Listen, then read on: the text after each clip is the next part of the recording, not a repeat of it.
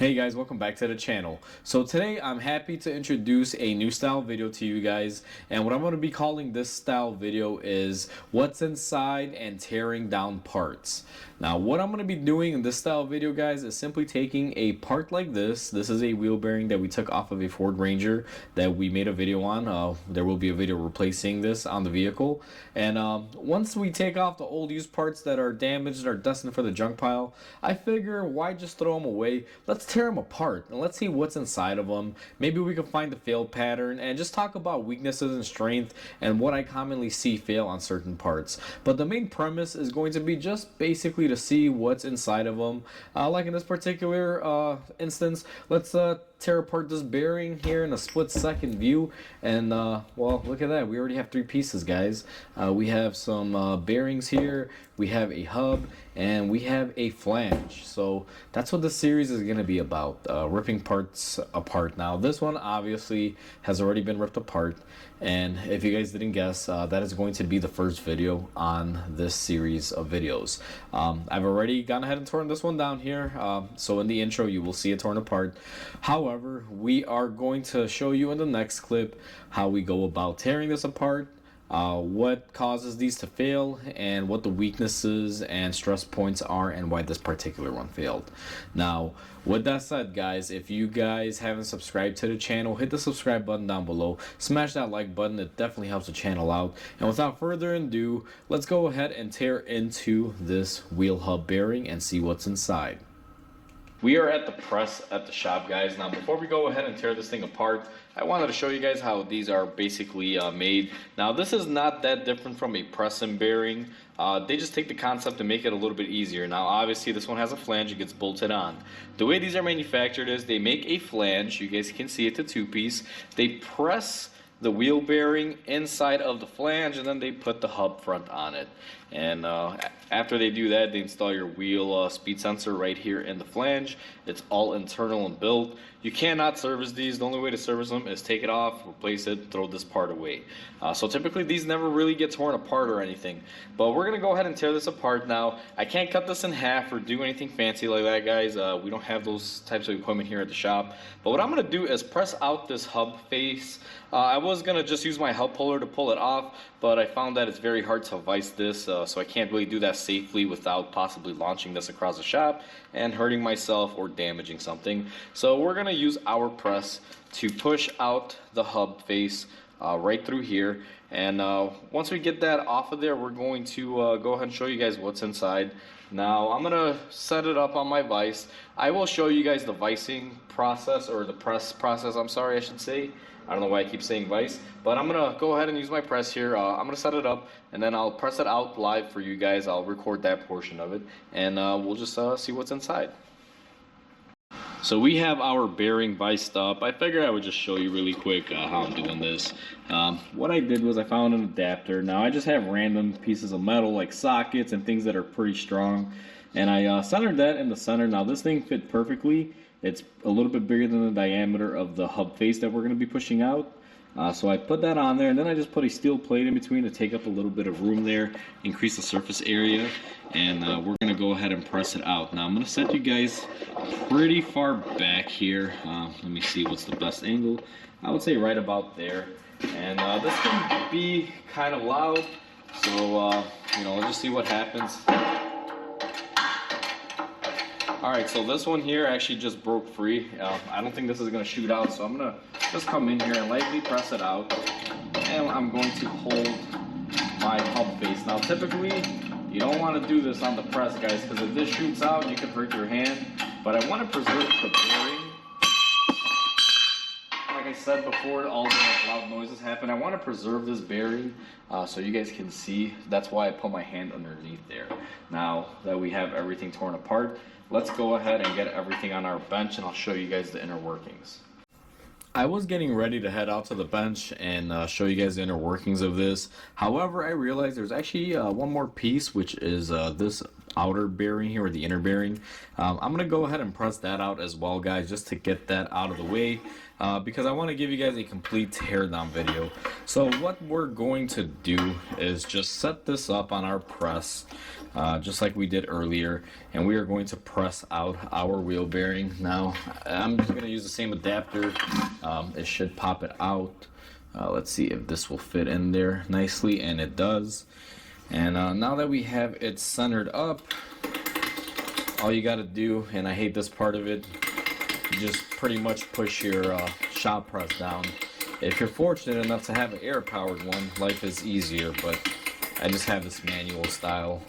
I do use my press quite often, but it's not enough for me to justify spending big bucks and getting one that's air powered.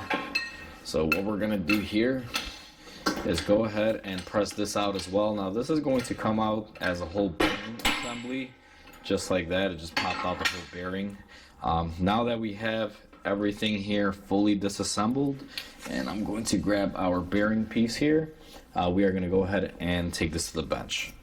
We are at our bench. We have our front hub with the bearing, and then we have our inner bearing.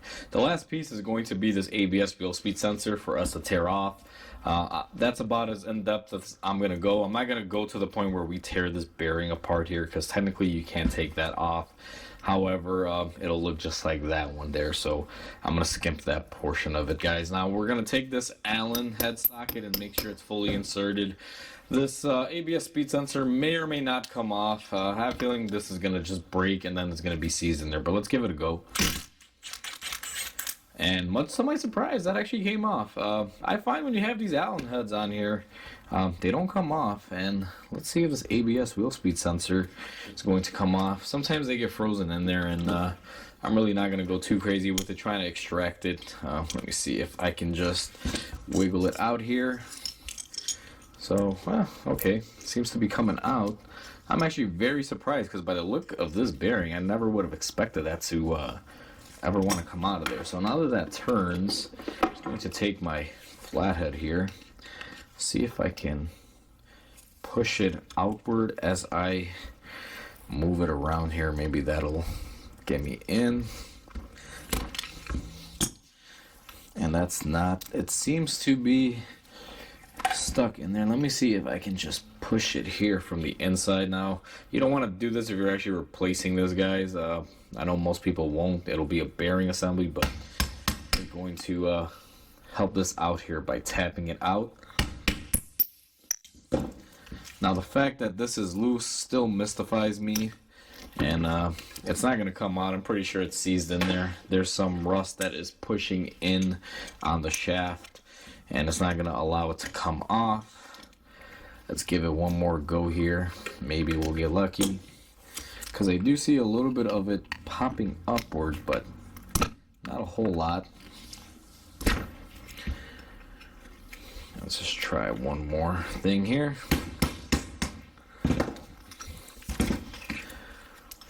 Typically, if you have one of these sensors go bad, you'll see why it's not good to mess with it here. I'll kind of explain why. So this one broke off. Not surprised. It's not getting unjammed from in there. But either way, let's go ahead. Let me get these tools out of here, clean up my area, and I'll explain to you guys the inner workings and why, if you have one of these and you have a sensor that's bad, why 99% of the time you may not want to replace it and just do the whole hub assembly as a whole. So we are back. I actually went ahead and I pushed it in, and I actually got the whole piece out. This is what remained in there. The reason why these don't come off, I'll get into in a minute here when we get to the ABS sensor portion. But now that we have that off, I'm going to shine a light, and hopefully you guys are going to be able to see right there. That is the hole where the ABS speed sensor sticks out and picks up its reading on the actual bearing portion. Now the ABS tone wheel picks up its signal from this center portion here. Now this is the rear bearing. which I believe it should be this one facing here, because this side will bolt towards the car and this is the side facing out. Now on this bearing, you will notice it's just a regular taper bearing. We have our seals and everything that we need. We have our race with our roller, and then we have this tone wheel. Let me see if this can actually separate on here, or see if it's part of an assembly. I do believe it's all part in one, but you will see if I clean it up here with this rag, try to get some of this grease out of here, that it has little pickups, and what'll happen as this is rolling, this will be sticking out of there, and it'll basically just pick up magnetically what's going on within the speed sensor and give you guys a speed reference. That's how this speed sensor works in reality with these bearings. That's why they built everything in one as a part of the housing. Now the way the speed sensor is in there and how it picks up is quite simple, guys. I do also want to mention and note that what happens on these sealed units, you'll see this grease is not really grease anymore. It's kind of chalky and hardened. Regardless that this part hasn't been in a car, it's been sitting in the shop here for me to make this video. The grease should have some grease abilities to it. This one, it feels more like clay. It's kind of hardened. It's not really greasy. It can be a little slippery, but not to the point that these bearings need it. This wheel bearing was diagnosed as a wheel bearing noise, and there's some wear here on the tapers on the inner side. I can probably say it's attributed to lack of grease, or the grease drying up, getting hard, and not doing its job. Now, I mentioned earlier that sometimes if you have one of these hub bearing assemblies, unless it's a newer one and you know you can get the sensor out, or you live in the sunshine states that are nice and warm and don't exhibit rusting or any sort of salt in the wintertime, you may be able to get this off and replace it. But what I find up here in the Chicago area is if this is in here and you try to take it off, I don't know how well the camera will pick it up, but there is an O-ring associated with that. If this O-ring doesn't come off, or it gets a little bit over inflated and fattens up, it will not allow it to pop out, and it makes it very difficult to get out, because when I pushed it through, it came out like butter, literally not even a fight. It was able to go down because it had some grease following it, but to go upward, it wasn't able to come off. Now I'm sure if you worked at it and gave it some time, it would come off. I will say that this is a junk part, so I really wasn't trying to save it the best of my abilities. But either way, that's what happens on these. If your hub has a couple years on it and you have to replace this, I normally just replace the whole wheel bearing, guys. It all really depends on a case-by-case basis. But what I find is that sometimes you will be fighting it just to get this off. That'll cover the ABS portion of it, and then the remainder of it, obviously, we broke off is just the whole connector, body, and wiring and everything. That's how all that works out. On our hub face here, this is a standard hub as you normally would have on anything out there, guys, and basically they press it and sandwich it together, and then this will ride into the bearing. As I mentioned earlier, I was wanting to try to give you guys a full disassembly on this. However, me ripping this bearing off is not going to show you anything different. It's just a hub face. It's a full shank, and it's the hub that the wheel would attach to. And if you were to take it off, this is where you'd have something like this minus the tone wheel, because this is just the bearing portion on this side. Sandwich in between there is obviously a seal and everything to keep water and moisture out of the bearing. And just to show you guys, this one definitely did suffer from lack of grease, because you can see these taper bearings are just worn out. And with me saying that, this is the main failure point on these. When you have a sealed unit, if you look at this, there's no way to grease up these bearings. Once they're in there, they're in there. The only way you might be able to introduce any new grease in there is by simply taking a grease gun with a needle and possibly injecting it through the ABS wheel speed sensor wire as you're turning the bearing or wheel. Maybe you'll be able to get some fresh grease in there. But in reality, even if you were to do that, if I scoop up the grease in here, where is this grease gonna go? It won't really come out. This is the old grease, and you can see it is dirty, it is yucky, there's a bunch of crap in there. You definitely don't want to sit there and try to put new grease in here with that yucky stuff still in there. So that's what kills these 99% of the time, guys. If these were able to be serviced, and I've always had my opinion on this, if these things had like a little screw hole where you have, like, say, a bolt up here and a bolt on the bottom, and you were able to put a Zerk nipple and push new grease in and push the old grease out, kind of like a ball joint, they may be able to last longer. But since they are sealed off units and they don't have that capability, I find that most of these will last, you know, a few thousand miles, somewhere around, typically around 50 to 100,000 miles. It really depends on applications. Best example is this is a Ford. On Fords, I noticed they go out around every 80 to 100,000 miles. If you had a GM product, get used to this, guys.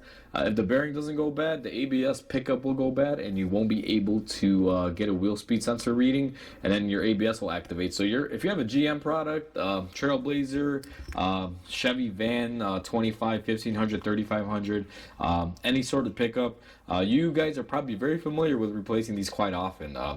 Majority of these that I do are usually on GM vehicles, guys, because they do tend to fail quite often more in those trucks with the design and everything. But overall, that's what's inside a sealed wheel bearing, or a hub unit as they call them. It's actually really simplistic, and I actually am very surprised because I never opened one of these up. I initially thought you would have just a standard press-in hub. I didn't realize that they would actually have a taper roller design, and it's sandwiched together but without having a whole block in there to push in. So that was actually very surprising for me. But that's what's inside a wheel bearing, guys, a hub unit. Hopefully you guys enjoyed. So that's what's inside of our wheel bearing, this hub unit to be more exact. I was actually very fascinated by this because I've never torn these apart, like I mentioned earlier. To see that they use a taper style instead of a press-in style is, you know, pretty interesting to me, because I thought it would just be a press style that, you know, you can't service. But either way, hopefully you guys enjoyed this video. Hopefully this video points out some of the common failures on these and shows you guys the inner workings enough if you guys were curious or just ever wondered about it. So please comment, like, and subscribe. It definitely helps the channel grow. And I hope you guys have a wonderful day, and I will catch you guys on the next video.